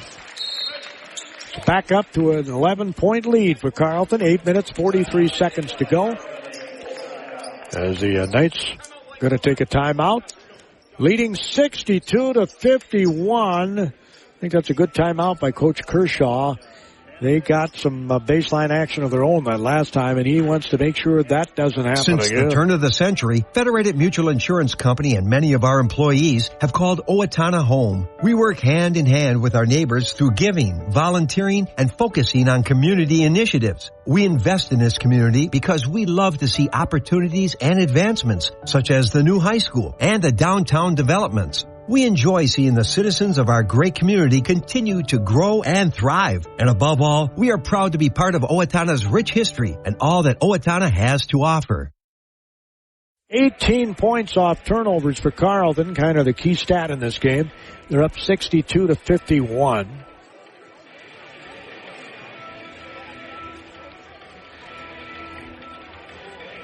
It says here that both teams have had 55 possessions. I don't think that can be possible, to be honest. Hamline has 14 turnovers. Carleton has 8. The shots, 55 for Carleton and 41 for Hamline. So that's off on the stats here. It says possessions 55 each. But points in the paint, 40-16. Rebounds, 32-21. Carleton has really taken over the glass here in the second half. As bringing the ball up is Hamline. Right to left on your radio dial. Bradley, the guy with 3 threes, gave the ball up, gets it back top of the key. They got Sweat on him. Holt bounces on the left side. Spinning McCarroll stepped out of bounds. They call a foul on Carleton. He stepped out of bounds before any foul happened. They call Getz for a foul. I thought he stepped out of bounds before there was contact. So the lob pass goes on the left side. It's knocked away by Harris. He might have knocked that off of the Piper, but they didn't see it that way, and so Pipers will inbound. Down 62-51 with 8:27 to go. McCarroll will be the inbounder here for Hamline. He'll lob it way out front. Simperman is not even on the floor here, and he's their leading scorer. He just has not had a single basket tonight. Bounce pass goes into Holt. He spins, misses the layup. The putback is made by Hamline. As scoring is Ebel. And we're back to a single-digit game with 8:05 to go. Harris to Getz. Getz is on the left wing, gets it to Harris in the corner. Left side, he'll shoot the 3, and it's good! Cool hand, Luke hits a big triple with 7:50 to go. It's 65-53. You just stop and pop. Ebel gets it in the corner. A fake 3, then they are going to 3, and it's going to be a good 3. By Sam Hoffman, 65-56. As Harris looking to bring the ball up, Holt jumps on him. They get it underneath the Coling. The freshman drives baseline, is shut off, gets it back to Gibbings, out to Harris. Carleton needs to, they're improving their spacing here. Harris thought about a 3. 10 seconds on the shot clock. Gets, spins one way, then the other. Bounce the baseline to get it into Coling. And a nice little floater. Great ball action again. Terrific passing. The interior passing by Carleton has been awesome. It's 67-56. McCarroll's out front with the ball. To Holt, handoff back to McCarroll. Dribbles to his right. He'll get it behind him. They get it inside to Holt. Wide open layup is good. Back to a single-digit game with 6:50 to go. But if you're Hamline, you can't afford to trade buckets as Harris brings the ball up with a right-handed waist-high dribble. Switches to his left, top of the key. They come out on him. Somebody's got to flash the basket when that happens. Gets, looks, running baseline Gibbons. There's 14 seconds to go. Harris passes over to Sweat for 3, and it's good! Chuck Sweat hits an awesome 3, and it's 70-58 with 6:23 to go, and the official takes the time here for something. They want to adjust the shot clock. Simperman's going to check back in. Also coming in for Hamline is Mick Worley. They are the 2 leading scorers on this team. 6:21 to go. It's 70-58 Carleton. Banovets has 18, 14 for Harris, 14 for Getz. Hamline, pass top of the key. They're going to try and shoot some more 3s. Simperman, pass it in the corner. Underneath Holt, goes up, missed the layup, but a foul's called, I think, on Sweat.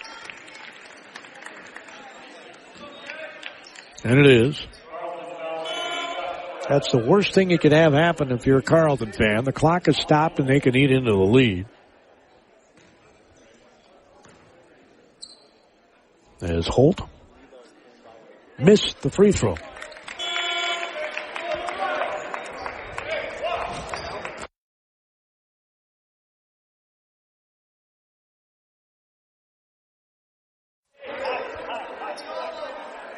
Holt is actually the second leading scorer on this team. He's a 72% free throw shooter, and he made that one.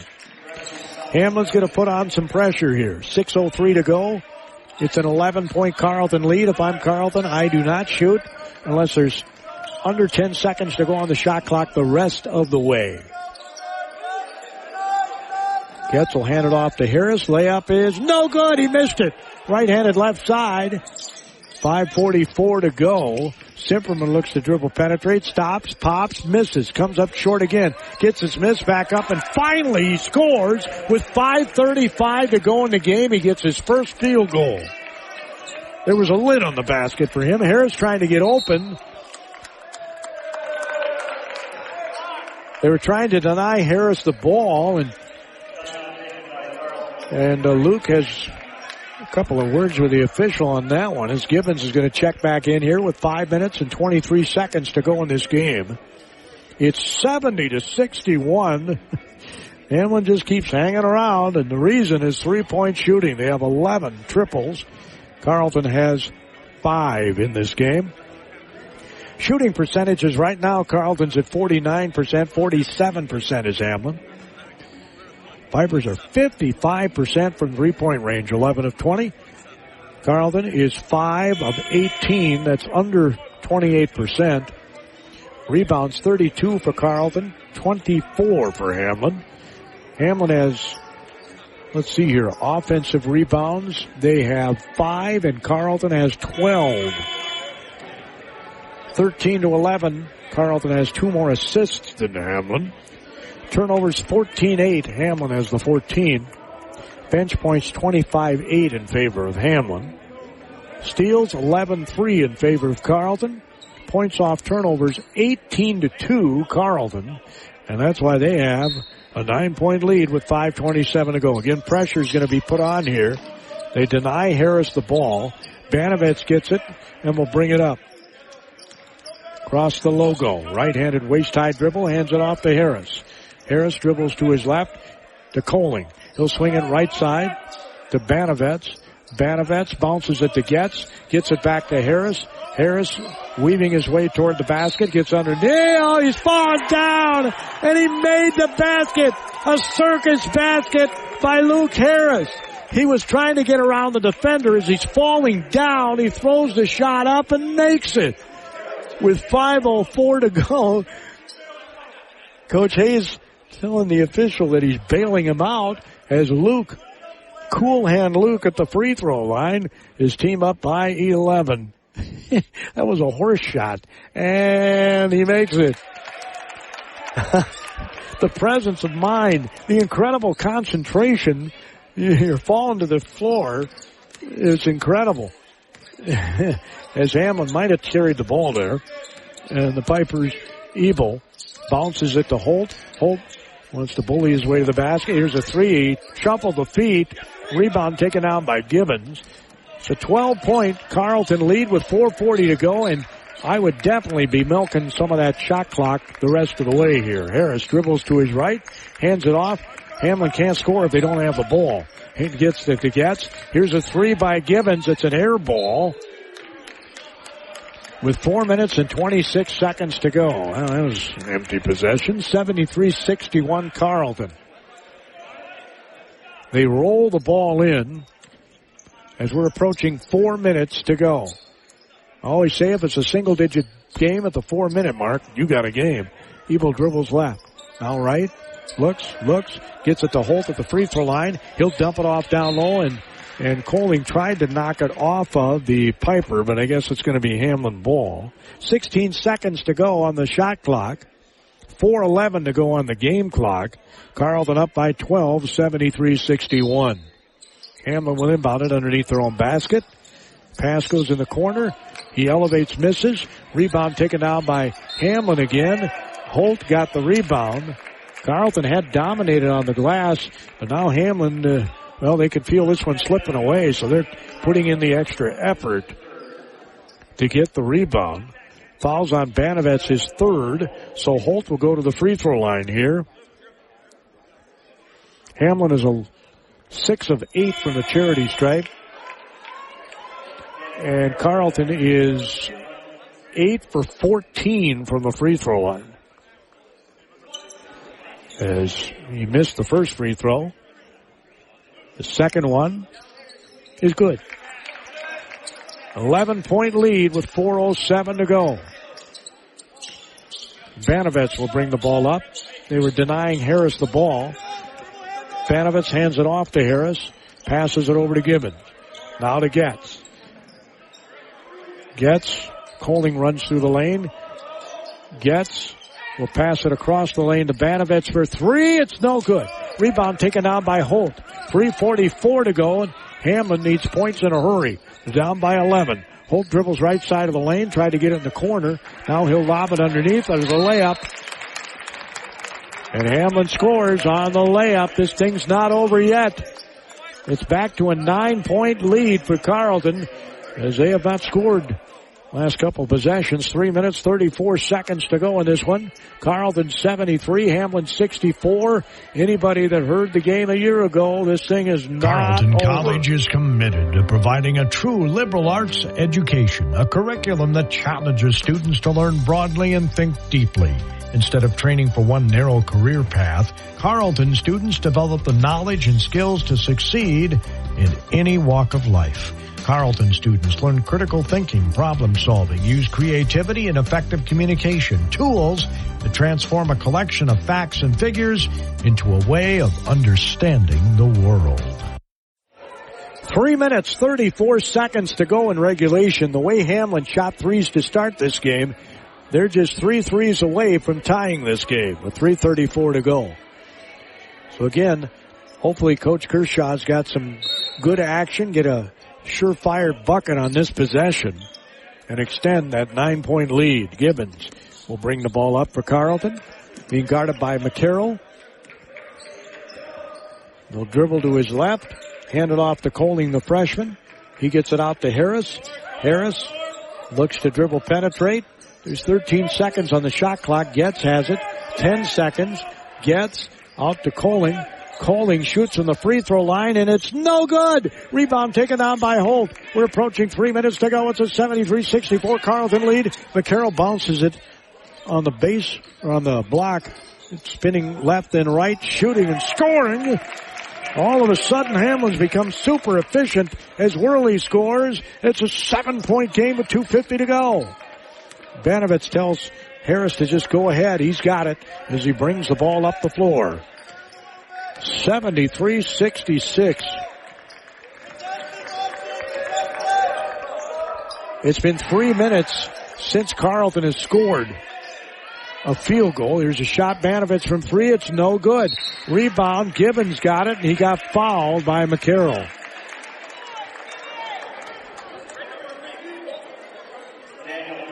Tried to look like a hockey hip check as Gibbons is at the free throw line, and boy, they need these.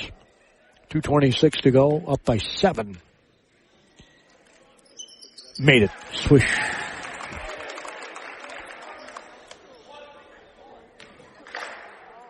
Alex Gibbons is a 83% free throw shooter. Made them both. Hamline's going to bring in Hoffman, another 3-point shooter for Evil. So they got another 3-point shooter in there with 2 minutes and 26 seconds to go in regulation. And a 9-point Carleton lead as McCarroll has the ball. Dribbles, gets it in the corner for three. It's no good. Rebound, Holt. Holt will pass it out front. Here's another three. McCarroll, bang! He hits it. Not a hand in the face. 75-69 with 2:07 to go. A year ago it was Hamline that was well ahead. Actually, it was under 10 seconds to go, a 2-possession game, and they ended up losing. Here Carleton is up by 6 with 1:50. Harris goes down the lane. Looks like they tried to reach in. He missed the layup. Here's a drive on the baseline. The pass comes out front. They're going to try a three. No, Simperman goes in. He goes in, and he's going to be fouled. He might have traveled before he got contact, but I'm not going to call it. 1:34 to go in the game. Last year, the roles were reversed. It was Hamline protecting what looked like a really good lead. And the best thing for Hamline, and Simperman misses the free throw. A 77% free throw shooter missed the charity stripe. He can make it a 5-point game with 1:34 to go. And he missed them both. Rebound taken down by Getz. Unbelievable. Simperman has just 2 points in this game, the leading scorer on the Hamline team. Getz brings it across midcourt. Then they get a push in the back. Why do they let guys push people in the back when they're dribbling with the ball? I'll never know. Coach Kershaw took a timeout. He wants to know where the ball's going to be inbounded.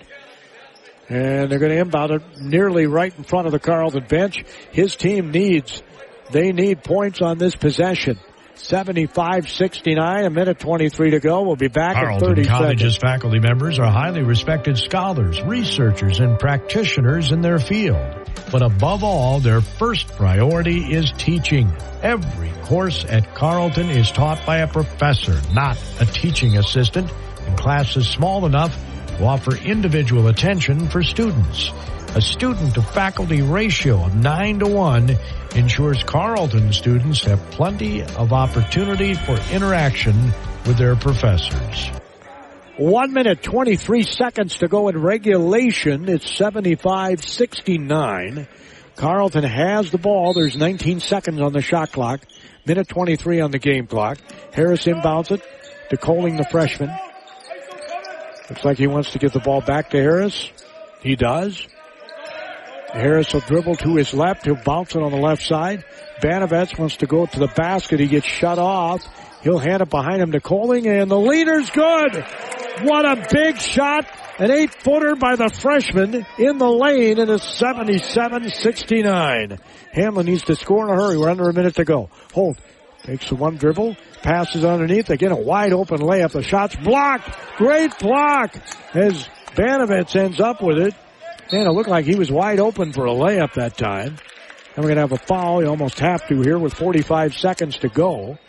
Foul's going to be called on Brendan Ebel. And Luke Harris will go to the free throw line for some clutch free throws here. His team's up by 8 with 45 seconds to go in the game. As the Piedmont, California juniors free throw is good. Rims in. He's got 18. Looking for number 19. 18 for Banovets, 14 for Getz, and 14 for Coling as he hit them both. It's a 10-point lead with 45 seconds to go.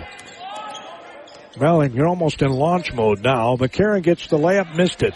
Banovets got the rebound, and that might just do it. Banovets takes one dribble to get out of trouble, and they're going to call a foul on Hamline. It's going to be on McCarroll. Banovets runs to the other end to shoot his free throws with 32.3 seconds to go.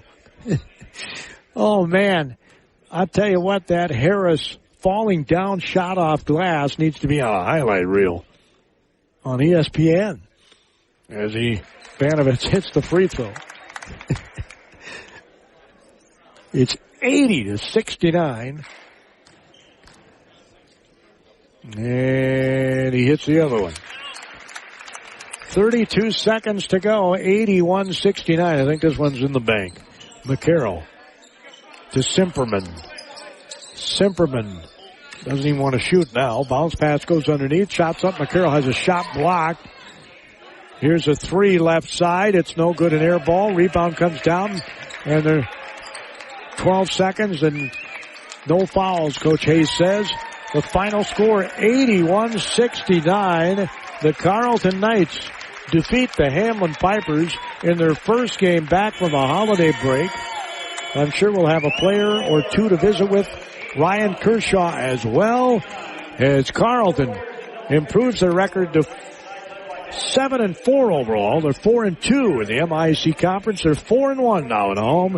Hamline drops to 5-6 overall, 3-3 in the conference, and 2-3 in road games. Your final score: Carleton 81, Hamline 69.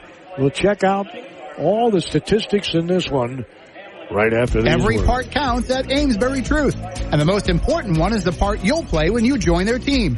As the leading provider of window and door products in North America, Amesbury Truth has a part for you. Right now, they're hiring, and those positions come with competitive wages, benefits, and plenty of opportunities too, so you never stop growing. Isn't it time you open the door to a career at Amesbury Truth? Get details and apply online at atcareers.com or amesburytruth.com/careers.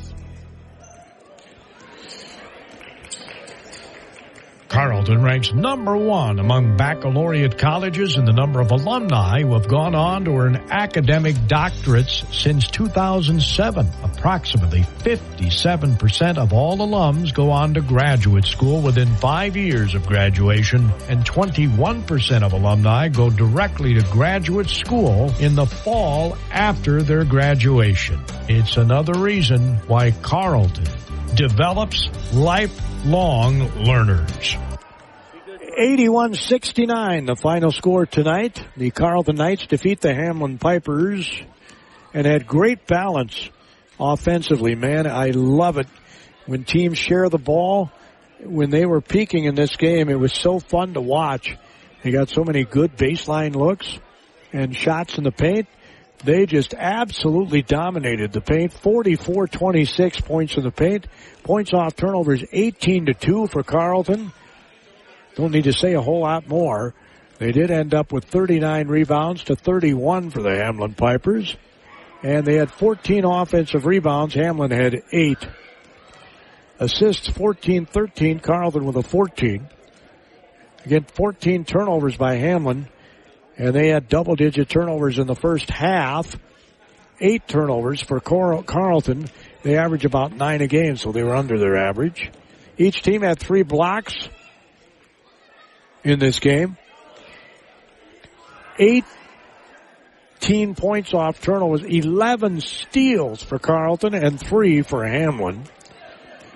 So you could tell a lot of the hustle points went Carleton's way in this game. Final shooting.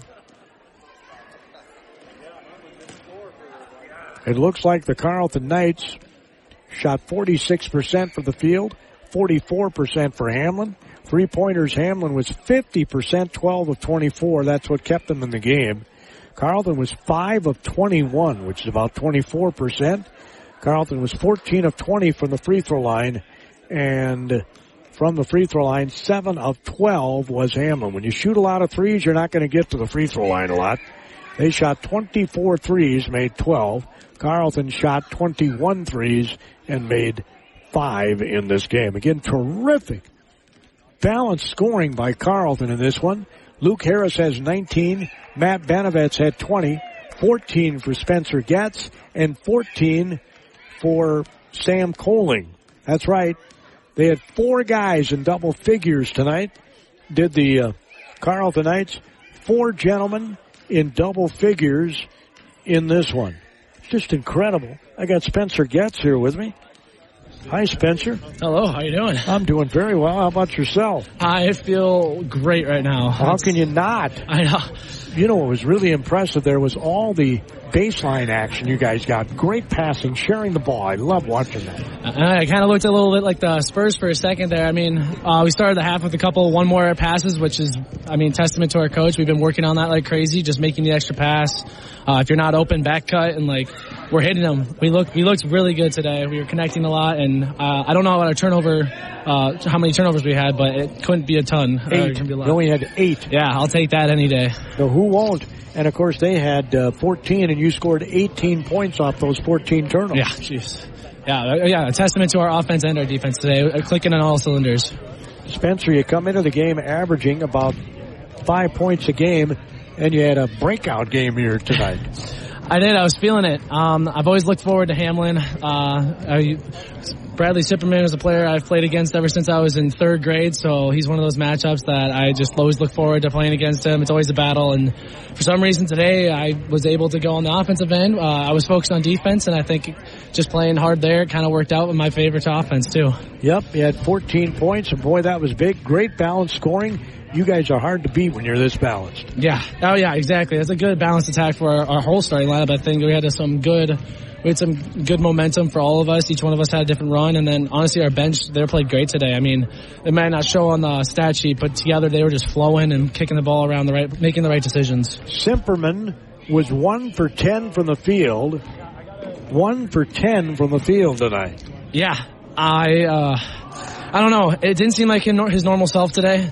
I think the first couple shots didn't go in, and after that, he kind of got in his own head. But, again, that player, he'll come back next game and drop 35. He's a great player, and, I mean, there's no doubt that he's phenomenal. He's definitely up for Offensive Player of the Year. He's a great kid. He's a good friend, honestly. So, all respect to him. I think it was the off night. Yeah, he played 29 minutes. 1 for 10, and like you say, he didn't look like himself. No, yeah, I don't know. It's something. I think they were trying to get him going. They were trying to run some plays for him, and it just wasn't falling. But again, like I said, next game he'll come back and drop 30. That's just the kind of player he is. You guys out-rebounded him too, by the way. I love that. I love it. Holt's a beast in there. Holt definitely, he works really, really hard. He's one of the best offensive rebounders in the entire conference. So just for us to be able to out-rebound them is a testament to how hard we work today. I'm going to do a switcheroo here. You go over there. Sounds good. Mr. Coling's going to come down here, the freshman from Michigan. Boy, when you went down with that ankle, I was sweating bullets. Oh, man. It was a little worse it was a little better than I initially thought. Just came down on the inside, but it feels pretty good right now. Popped some ibuprofen at halftime, which is not good for my liver, but it helped the pain a little bit, which helped me play through that second half, and it feels pretty good. I quite frankly, when I played, I had to wear them lace-up ankle braces. Yeah. Why haven't they perfected those since I played? I'm 65 years old. Yeah, right. I think part of it is people don't tie them tight enough, which is a big issue. But I mean, these are great. I've never had issues when I wear it, but it's when I don't wear it which causes issues. Have you ever had high tops? Yeah. Well, in my middle school career, which I didn't have any ankle injuries, I wore high top shoes, but I feel like the low tops give you a little more mobility going horizontal. Oh, okay. So I prefer those, but I mean, it comes with a few ankle injuries. Yeah, I know it's hard to believe, but I was a high topper. Okay, nice. Which probably wouldn't look too cool these days. Yeah, I mean, it's all about what you do on the court. It's not about how you look, but yeah, absolutely. So how'd your holidays go? Great, terrific, really relaxing. Great. It was super fun to play here over break. Really gives that professional feel where you just have games and then you eat with the team.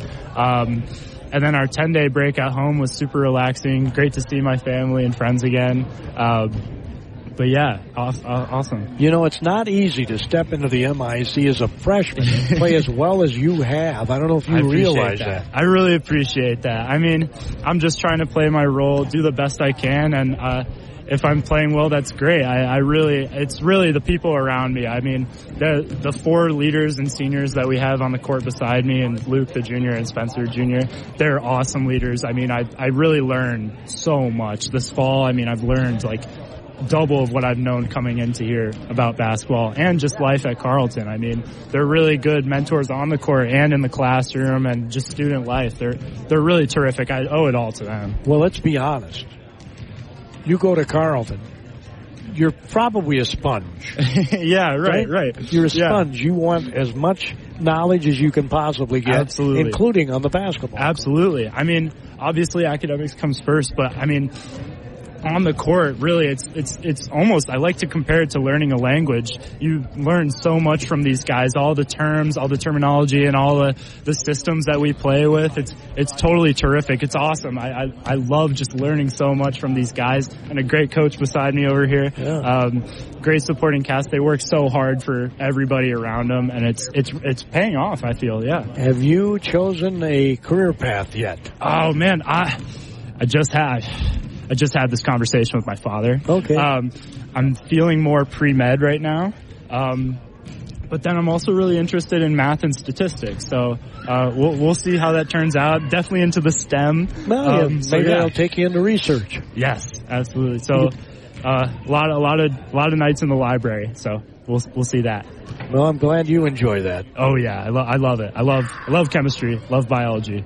I love it. Fantastic. Hey, thanks, Sam. Oh, thank you. Appreciate it. Thank you for Congratulations. spending your time. You bet. Absolutely. Big win there for the Carleton Knights. 81-69 the final. We'll be visiting with the head coach, Ryan Kershaw, I think, when we return. Since the turn of the century, Federated Mutual Insurance Company and many of our employees have called Owatonna home. We work hand in hand with our neighbors through giving, volunteering, and focusing on community initiatives. We invest in this community because we love to see opportunities and advancements, such as the new high school and the downtown developments. We enjoy seeing the citizens of our great community continue to grow and thrive. And above all, we are proud to be part of Owatonna's rich history and all that Owatonna has to offer.